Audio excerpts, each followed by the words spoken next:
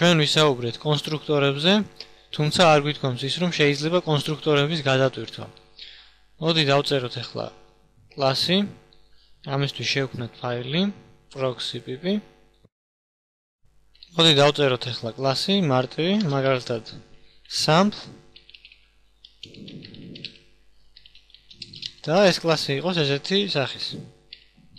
გქონდეს მას private წევრები, int i1 და დავუშვათ int i2 და ახლა მოდი გავაკეთოთ აი აქ public block-ში ჩვეულებრივი უპარამეტრო კონსტრუქტორი, ამისთვის ვწერთ sample და შემდეგ აი ამისი ტანი.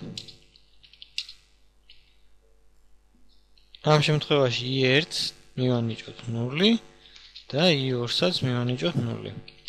მოდი ასევე დავწეროთ კონსტრუქტორის მეორე ვარიანტი, სადაც დავუშვათ პარამეტრებად გადავცემთ int-ებს და უკვე ამ მნიშვნელობებს ვანიჭებთ i1-ს და i2-ს. და ახლა დავწეროთ ესეთი მეთოდი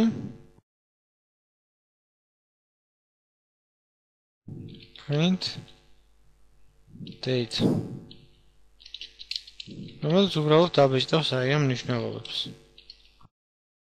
მოდი ახლა შევქმნათ აი ამ კლასის ობიექტი p1 დავუშვათ ჩვეულებრივად და ასევე შეგვიძლია შევქმნათ მეორე კონსტრუქტორის საშუალებითაც და გადავცეთ პარამეტრები.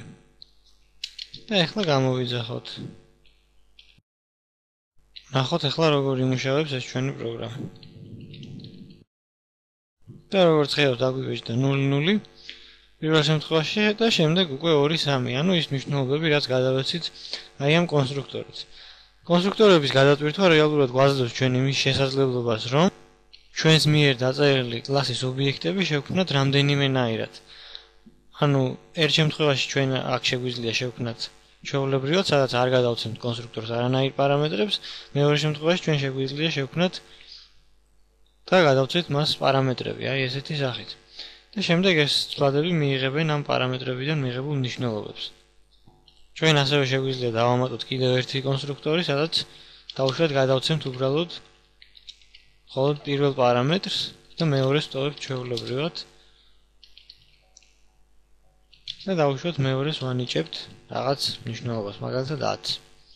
ამ შემთხვევაში უკვე ჩვენ სამნაირად შეგვიძლია შევქმნათ აი ამ sample კლასის ობიექტი, ვინაიდან გვაქვს ჩვენ სამი სხვადასხვა კონსტრუქტორი.